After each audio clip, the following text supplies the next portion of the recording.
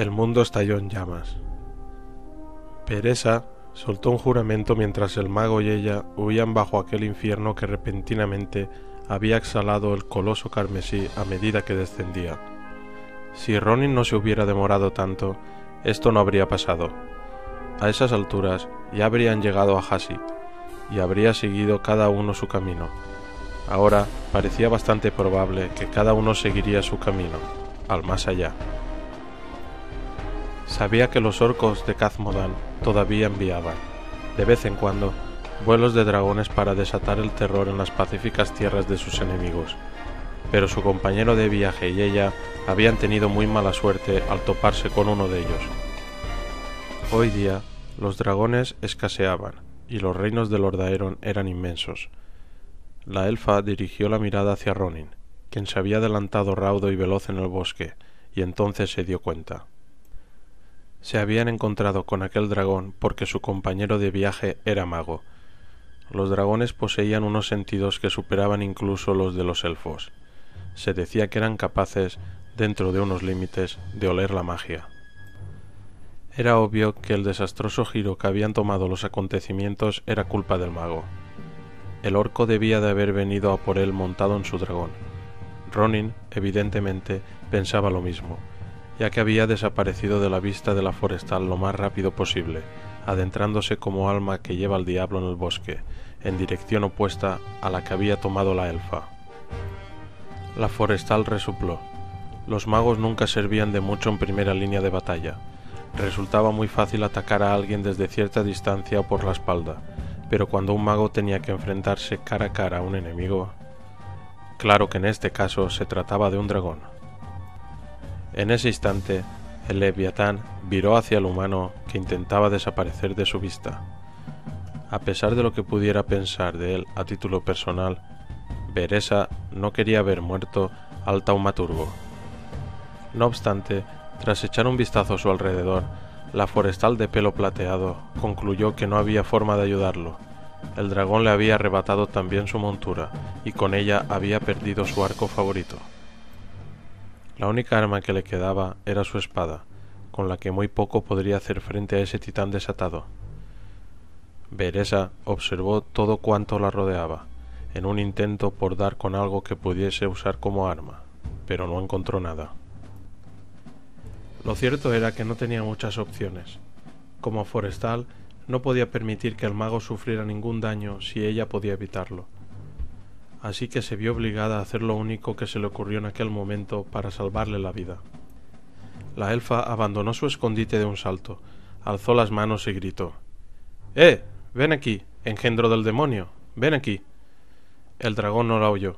Su atención estaba centrada en el bosque en llamas bajo sus pies. Beresa por fin pudo confirmar que se trataba de un macho. En algún lugar en medio de ese infierno, Ronin luchaba por sobrevivir. Sin embargo, aquella bestia estaba más que dispuesta a evitar que el mago saliera vivo de allí. La guerrera elfa soltó una maldición, echó un vistazo a su alrededor y se fijó en una piedra muy pesada. Para un humano, lo que aquella forestal pretendía hacer habría sido prácticamente imposible, pero para ella era algo que entraba dentro de lo posible. Beresa confió en que sus brazos siguieran siendo tan fuertes como unos cuantos años atrás. Se estiró, cogió impulso hacia atrás y lanzó la piedra a la cabeza de aquel leviatán carmesí. A pesar de que había calculado bien la distancia, el dragón viró repentinamente, y por un momento, Beresa dio por sentado que había fallado. Sin embargo, pese a que no le acertó la cabeza, el proyectil impactó contra la punta de su ala palmeada más cercana. La elfa no esperaba lastimar a aquella bestia, pues una piedra era un arma risible frente a la dureza de las escamas de un dragón. Solo pretendía atraer su atención. Y lo logró. La descomunal cabeza se giró hacia ella inmediatamente. El dragón rugió de furia por culpa de aquella interrupción. Al instante, el orco gritó algo ininteligible a su montura. Aquella enorme silueta alada se ladeó abruptamente y viró hacia ella. Beresa habría logrado su objetivo, desviar la atención del dragón, que ya no se centraba en el desdichado mago. Vale, ¿y ahora qué? Se reprendió a sí misma. La elfa se dio la vuelta y echó a correr, consciente de que no tenía ninguna posibilidad de dejar atrás a su monstruoso perseguidor. Las copas de los árboles que se alzaban por encima de ella ardieron en cuanto la sombra del dragón cubrió aquel paisaje. Diversos fragmentos de follaje en llamas cayeron ante ella, cortando así la ruta de escape que pretendía seguir Beresa. Sin dudarlo, giró a la izquierda y se lanzó hacia unos árboles que por ahora se habían librado de aquel infierno. «Vas a morir», se dijo a sí misma, y todo por culpa de ese mago inútil. Un bramido ensordecedor la hizo mirar hacia atrás. El dragón rojo ya la había alcanzado, y en ese instante estiraba una garra con el fin de atrapar a la forestal, que seguía corriendo. Beresa se vio a sí misma aplastada por esa zarpa, o sufriendo un destino peor, siendo arrastrada hacia las horrendas fauces de aquel coloso, que la masticaría o engulliría de un trago. Pero justo en el momento en que la muerte se encontraba a escasos centímetros, el dragón apartó de repente sus garras y comenzó a retorcerse en el aire mientras se arañaba el torso con sus garras. Daba la sensación de que se estaba rascando alguna parte del cuerpo, bueno, más bien todo el cuerpo, como si estuviera sufriendo un picor tremendamente doloroso. El orco, montado a lomos del leviatán, intentaba mantenerlo bajo control, pero la bestia había dejado de obedecerlo. Le hacía más caso a esa suerte de pulga invisible que parecía incordiarlo tanto. Beresa se detuvo y contempló con detenimiento la escena. Nunca había sido testigo de un espectáculo tan asombroso.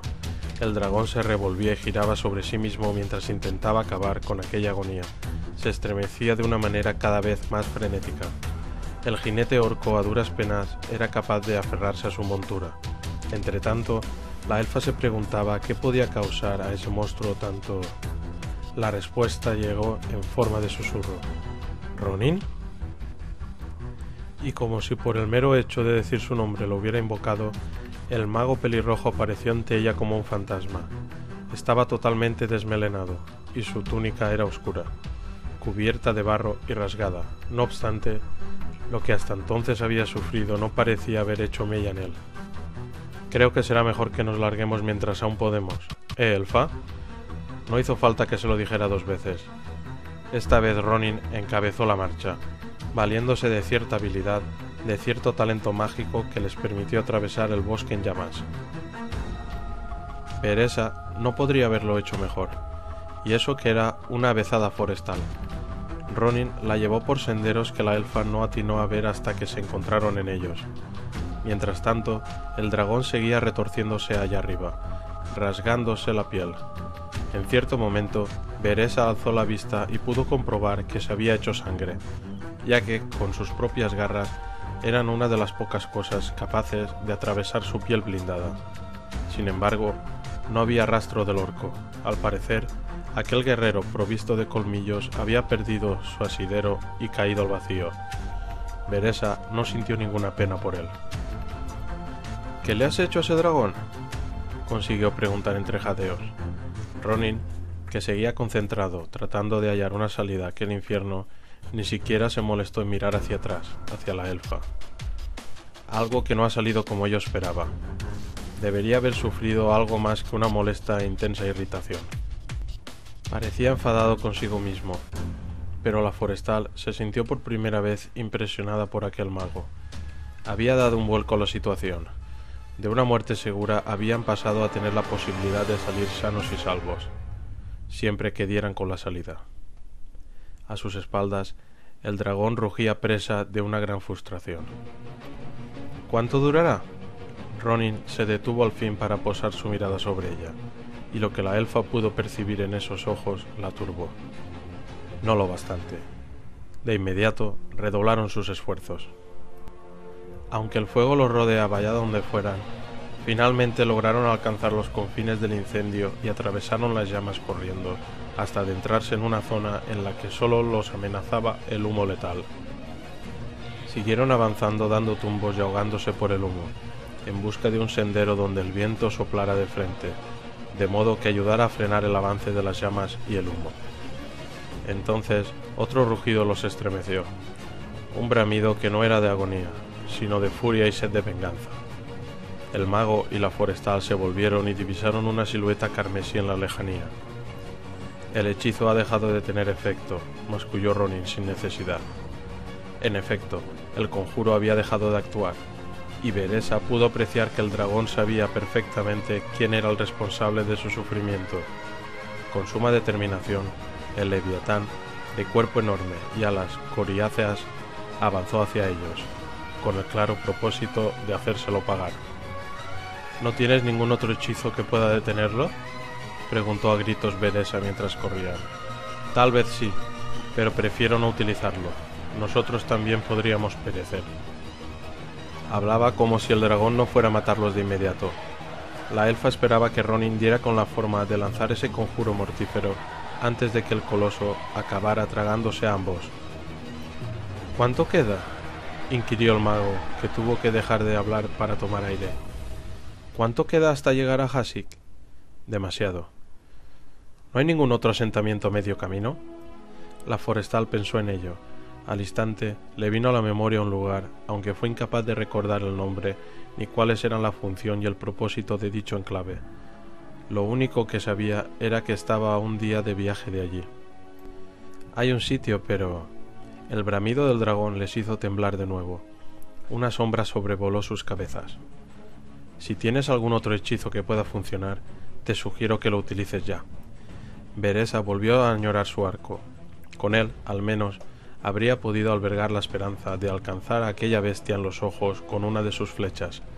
La conmoción y la agonía que habría sufrido quizá hubieran bastado para hacerlo huir. Estuvieron a punto de chocar cuando Ronin se detuvo de improviso y se volvió para encararse con aquella gran amenaza. Agarró de los brazos a la forestal con unas manos sorprendentemente fuertes para tratarse de un mago y a continuación la apartó a un lado. Sus ojos refulgían literalmente, algo que Beresa había oído que les podía ocurrir a los magos muy poderosos, pero que no había visto nunca. Reza para que el tiro no nos salga por la culata, masculló. Alzó los brazos, señalando con las manos al dragón rojo. Murmuró unas palabras en un idioma que Beresa no reconoció, pero que de algún modo hizo que un escalofrío le recorriera la columna. Entonces, Ronin juntó las manos y habló de nuevo. Al instante, 3 siluetas aladas atravesaron las nubes. Beresa se quedó boquiabierta. Aquel mago bastante alto cayó, dejando a medias el conjuro. Justo cuando parecía dispuesto a lanzar una maldición al firmamento, en ese momento, la elfa reconoció a los seres que acababan de aparecer por encima del horrendo adversario. Eran unos grifos enormes y alados, con cabeza de águila y cuerpo de león, cuyas riendas manejaban unos jinetes diminutos. La forestal le tiró del brazo a Ronin. «No hagas nada». El mago le lanzó una mirada furibunda, pero acabó asintiendo. Ambos alzaron la vista en cuando el coloso cubrió todo su campo visual. Los 3 grifos se abalanzaron rápidamente sobre él, cogiéndolo por sorpresa. Beresa pudo por fin identificar con claridad quiénes eran aquellos jinetes, aunque no era necesario, puesto que ya lo sabía. Únicamente los enanos del Pico Nidal, una tenebrosa región montañosa situada más allá del reino elfo de Keltalas, montaban esos grifos salvajes, y sólo aquellos habilidosos guerreros y sus monturas podían enfrentarse a un dragón en el aire. Aunque los grifos eran mucho más pequeños que aquel gigante carmesí, compensaban la diferencia de tamaño con unas garras enormes y afiladas como cuchillas que eran capaces de rasgar las escamas del dragón, y un pico que podía destrozar la carne de debajo. Asimismo, se desplazaban por el cielo a más velocidad que un dragón y viraban de dirección abruptamente en pleno vuelo con una destreza que ninguno de esos leviatanes alados podría adquirir jamás. Los enanos no se limitaban a llevar las riendas de su montura. Eran un poco más altos y esbeltos que sus primos que habitaban en las entrañas de la tierra, pero igual de musculosos, aunque sus armas preferidas, cuando patrullaban los cielos, eran los legendarios martillos de tormenta. Aquel trío portaba sendas hachas de batalla de doble filo con unos mangos muy largos, que esos guerreros manejaban con suma facilidad. Sus hojas estaban hechas de un material similar al adamantio y eran capaces de cortar incluso las cabezas cubiertas de escamas y huesos de aquellos colosos. Se rumoreaba que el gran jinete de grifos, Kurdanan, había derribado en su día a un dragón más grande que ese de un solo golpe certero de un hacha como aquellas. Los animales alados rodearon a su enemigo, obligándolo a moverse continuamente de un lado a otro para ver cuál de ellos suponía una mayor amenaza en cada momento. Si bien los orcos pronto aprendieron a cuidarse de los grifos, este monstruo en particular parecía un tanto perdido. No sabía qué hacer tras haberse quedado sin jinete que lo guiara. Los enanos enseguida aprovecharon esa ventaja e hicieron movimientos breves y rápidos, acercándose y alejándose, para frustración del dragón. Las largas barbas y las coletas de aquellos intrépidos enanos revoloteaban en el aire mientras se reían en la cara de aquella gigantesca amenaza. Su risa atronadora provocó que el coloso se enfureciera aún más, de modo que se revolvió como un loco, rasgando el aire con sus zarpas y acompañando sus fútiles ataques con llamaradas. «Lo están desorientando completamente», dijo Beresa, impresionada por las tácticas que estaban empleando. «Saben que es joven y que no los atacará siguiendo una estrategia porque se deja llevar por su temperamento». «Por eso mismo, es un buen momento para irse», replicó Ronin. «Podrían necesitar nuestra ayuda». «Tengo una misión que cumplir», afirmó de manera inquietante. Además, tienen la situación bajo control. Lo cual era cierto. La batalla parecía decantarse claramente por los jinetes de grifos, y eso que todavía no habían atacado a la bestia. Aquel trío seguía volando alrededor del dragón rojo una y otra vez, y el monstruo parecía mareado. Aunque intentaba hacer todo lo posible por mantener la mirada fija en uno de ellos, siempre lo distraía algún otro. Solo en una ocasión, una llamarada estuvo a punto de alcanzar a uno de sus oponentes alados. De improviso, un enano alzó su poderosa hacha, cuyo filo brilló bajo el sol del crepúsculo. Su montura y él rodearon una vez más al enemigo, y en cuanto se aproximaron por detrás del cráneo de aquel coloso, el grifo se lanzó a gran velocidad sobre él. Hundió sus garras en el cuello de la bestia y le arrancó varias escamas. Mientras el dragón acusaba el dolor, el enano hizo girar su poderosa hacha en el aire y golpeó con fuerza. La hoja se hundió profundamente, no lo bastante como para matarlo, pero sí lo suficiente como para que el leviatán aullara de agonía. Se volvió por puro instinto y, haciendo gala de unos extraordinarios reflejos, alcanzó con un ala al enano y al grifo, a los que cogió por sorpresa. Al instante salieron despedidos volando, trazando espirales sin control en el aire. Pese a que el jinete siguió aferrándose como pudo su montura, se le escurrió el hacha que cayó a tierra. También instintivamente, Beresa se encaminó hacia el arma, pero Ronin le bloqueó el paso con un brazo. «He dicho que tenemos que irnos». La forestal habría discutido con él si no fuera porque, tras volver a mirar los combatientes, tuvo que admitir que no sería de gran ayuda con hacha o sin ella. El dragón, que estaba herido, había ascendido aún más alto en el cielo. No obstante, los jinetes grifos seguían hostigándolo. Lo único que podría haber hecho Beresa con el hacha hubiera sido agitarla en el aire inútilmente. «Vale», masculló finalmente la elfa. Se alejaron del combate a gran velocidad. Ahora el mago dependía de que Beresa lo guiara hasta su destino final. Mientras, tras ellos, el coloso y los grifos se iban reduciendo de tamaño hasta no ser más que unas diminutas motas en el cielo, en parte porque la batalla se había desplazado en dirección contraria a la que seguían la elfa y su compañero de viaje. «Qué curioso», le escuchó susurrar al mago. «¿El qué?». Ronin se sobresaltó. «Esas orejas no son así de grandes por capricho, ¿verdad?». Beresa se lo tomó como un insulto, a pesar de que los había escuchado mucho peores. Los humanos y los enanos, que tenían celos de la superioridad innata de la raza elfa, solían escoger las largas y ausadas orejas de los elfos como blanco de sus burlas. A veces les había escuchado comparar sus orejas con las de los burros, los puercos y, aún peor, las de los goblins. Beresa nunca había empuñado un arma contra nadie que hubiera hecho esa clase de comentarios, pero casi siempre se las arreglaba para que lamentaran sus palabras. El mago entornó sus ojos de color verde esmeralda. «Lo siento, te lo has tomado como un insulto, cuando no pretendía ofenderte». A pesar de que la forestal albergaba serias dudas sobre su sinceridad, sabía que tenía que aceptar ese leve conato de disculpa. Tras reprimir su ira, volvió a insistir en la cuestión. «¿Qué es lo que te parece tan curioso?».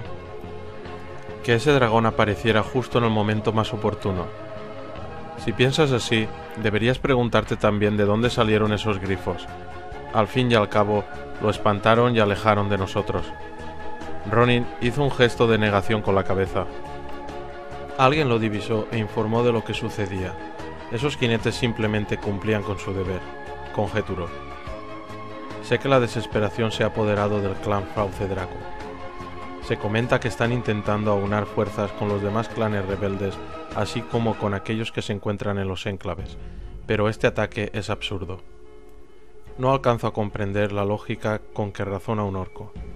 Está claro que esto ha sido un mero ataque al azar. No ha sido el primer ataque de esa naturaleza que sufre la Alianza, humano. No, pero me pregunto si... Ronin dejó de hablar de repente. Ambos fueron conscientes a la vez de que algo se movía en el bosque, algo que parecía acercarse a ellos desde todas las direcciones. La forestal desenvainó su espada con la destreza que da la práctica. Al mismo tiempo, Ronin, que estaba junto a ella, ocultó las manos, que desaparecieron entre los pliegues de su túnica. Sin duda se estaba preparando para lanzar un hechizo. Aunque Beresa no dijo nada, se preguntó si su compañero le sería de mucha ayuda o no en un combate cuerpo a cuerpo. Decidió que sería mejor que él permaneciera en la retaguardia mientras ella se ocupaba de los primeros atacantes. Sin embargo, ya era demasiado tarde para eso. 6 figuras enormes que iban montadas a caballo surgieron de improviso del bosque y lo rodearon. Incluso bajo la luz del crepúsculo, sus armaduras plateadas refulgieron con intensidad. La elfa vio que uno de ellos le apuntaba al pecho con una lanza. Ronin tenía una lanza apuntándole al pecho y otra a su espalda, al espacio que quedaba entre los omóplatos. Unos cascos con viseras, que portaban una cabeza de león como emblema, ocultaban las facciones de sus captores. Como forestal, Beresa se preguntaba cómo se las arreglaban para moverse ataviados con esas armaduras, y no digamos para guerrear. Los 6 jinetes se manejaban en sus monturas como si las armaduras pesaran menos que una pluma. Sus enormes caballos de guerra grises, que también portaban armadura, no parecían notar el peso extra que debían soportar. Los recién llegados no llevaban ningún estandarte. El único símbolo que indicaba su identidad era la silueta de una mano que se alzaba hacia el cielo, y que estaba grabada en relieve en sus corazas. Beresa creyó saber quiénes eran gracias a ese símbolo, pero no por ello se relajó. La última vez que se había topado con unos hombres como aquellos, iban ataviados con unas armaduras distintas, con cuernos sobre el yelmo y el emblema de Lord Aeron tanto en las corazas como en los escudos. Entonces, un 7º jinete abandonó lentamente el abrigo del bosque. Portaba una armadura más tradicional, como la que Beresa esperaba encontrar en un principio. Dentro de aquel yelmo enigmático y desprovisto de visera, pudo distinguir un rostro humano que transmitía la fuerza y sabiduría que otorga el paso de los años, con una barba canosa muy cuidada. Portaba los emblemas tanto de Lord Aeron como de su origen religiosa no solo en el escudo y la coraza, sino también en el yelmo. La hebilla de plata de su cinturón, del que colgaban poderosas y afiladas hachas que utilizaban los guerreros como él, tenía forma de cabeza de león. «Una elfa», murmuró mientras la examinaba de arriba abajo. «Tus habilidades como guerrera nos serán de gran ayuda». Acto seguido, el supuesto líder de aquellos hombres posó la mirada sobre Ronin, y a continuación comentó con mal disimulado desdén. «Y alguien cuya alma está condenada. Mantén las manos donde podamos verlas, para que así no tengamos la tentación de cortártelas». Ronin tuvo que hacer un gran esfuerzo para contener su furia, mientras que Beresa se debatía entre una sensación de alivio y de incertidumbre. Los paladines de Lord Aeron, los legendarios caballeros de la mano de plata, los habían capturado. Ambos se encontraron en un lugar envuelto en sombras, un lugar al que solo algunos podían acceder, unos pocos escogidos entre aquellos seres que eran como ellos. En ese lugar, los sueños del pasado se repetían una y otra vez, como fantasmas que se desplazaban de aquí para allá entre la niebla de los recuerdos de la mente. Ni siquiera los 2 seres que se encontraban allí sabían hasta qué punto aquel reino existía en la realidad y hasta qué punto existían sus pensamientos. Sin embargo, sabían perfectamente que allí nadie los podría espiar, en teoría. Ambos eran altos y delgados, y unas capuchas cubrían sus rostros. Uno de ellos podría ser el mago al que Ronin llamaba Krasus. El otro, de no ser por el tono verduzco de su túnica gris, podría perfectamente haber sido el hermano gemelo de su interlocutor. Solo cuando comenzó a hablar quedó claro que, al contrario de lo que sucedía con el consejero del Kirin Tor, aquella silueta pertenecía sin duda a un varón. «No sé siquiera por qué he venido», le dijo a Krasus. «Porque tenías que hacerlo, porque debías venir». Tras escuchar esas palabras, su interlocutor se relajó, al tiempo que profería un siseo perfectamente audible. «Cierto, pero ahora que estoy aquí, puedo irme si así lo deseo». En ese instante, Krasus alzó una delgada mano enguantada. «Escúchame al menos». «¿Por qué debería hacerlo? ¿Para que me vuelvas a repetir lo que me has dicho hasta la saciedad? Sí. Para que, de una vez por todas, lo que te voy a decir se te quede grabado a fuego en el cerebro». La vehemencia inesperada con que contestó Krasus le sobresaltó a ambos. Su interlocutor negó con la cabeza. «Llevas demasiado tiempo con ellos. Tus escudos personales y mágicos se están resquebrajando. Ha llegado la hora de que abandones este empeño inútil, tal como hicimos nosotros». «No creo que sea inútil», objetó. Por primera vez, su tono de voz dio una pista sobre a qué género pertenecía esa figura. Aquella voz era mucho más grave de lo que cualquier miembro del círculo interno del Kirin Tor hubiera creído posible. A continuación añadió: «No puedo creerlo, no mientras ella siga cautiva. Sé perfectamente que ella significa mucho para ti, Corial Strath. Sin embargo, para nosotros es solo el recuerdo de un tiempo pasado.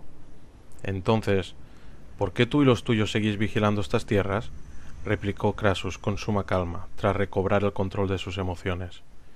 «Porque queremos que en nuestros últimos años de vida reine la calma y la paz. Razón de más para que me ayudéis». Una vez más, su interlocutor siseó. «Corial Strath, ¿acaso nunca vas a aceptar lo inevitable? No nos sorprende que hayas ideado ese plan. Te conocemos muy bien. Hemos visto cómo tu pequeño títere partía para cumplir su infructuosa misión. ¿Cómo es posible que le creas capaz de llevar a cabo esa tarea?». Krasus reflexionó un momento antes de contestar. «Posee el potencial necesario para lograrlo. No obstante, no es mi único peón. No. Creo que fracasará. Sin embargo, espero que su sacrificio me ayude a alcanzar mi objetivo final, y si te unes a mí, las probabilidades de éxito serán mayores». «Tenía razón», dijo el interlocutor de Krasus con un tono de voz que reflejaba su tremenda decepción.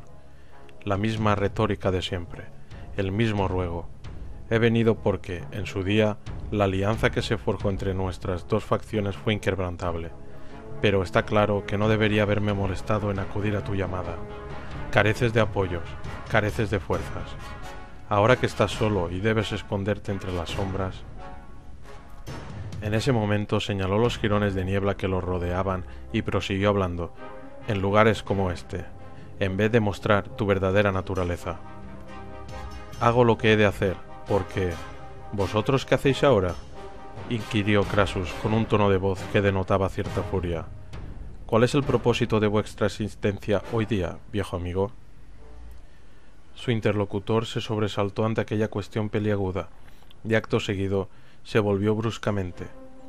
Dio unos cuantos pasos en dirección a los absorbentes jirones de niebla y a continuación se detuvo y miró hacia atrás, hacia el mago. Parecía resignado. «Te deseo lo mejor, Corial Strath, de veras. Nosotros no creemos que el pasado pueda regresar, que las cosas puedan volver a ser como antes. Esos días son ya historia, igual que nosotros». «Es vuestra elección», replicó Krasus. Mientras se separaban, Krasus gritó de repente: «Antes de que regreses con los demás, debo pedirte algo». «¿De qué se trata?». La silueta del mago pareció oscurecerse. Se le escapó un siseo. «No vuelvas a llamarme por ese nombre, jamás. No debe ser pronunciado nunca más, ni siquiera aquí. Es imposible que alguien haya podido...». «Ni siquiera aquí». Algo en el tono de voz de Krasus hizo que su interlocutor asintiera. Acto seguido, éste se marchó apresuradamente. desvaneciéndose en el vacío. El mago contempló detenidamente el espacio vacío que hasta hacía poco había ocupado su interlocutor, pensando en las repercusiones que tendría aquella fútil conversación. Ojalá hubiera podido hacerles entrar en razón. Juntos habrían tenido alguna posibilidad de triunfar. En cambio, poco podían hacer divididos, además de que sería una gran ventaja para su adversario. Necios, masculló Crasus. Vaya panda de necios.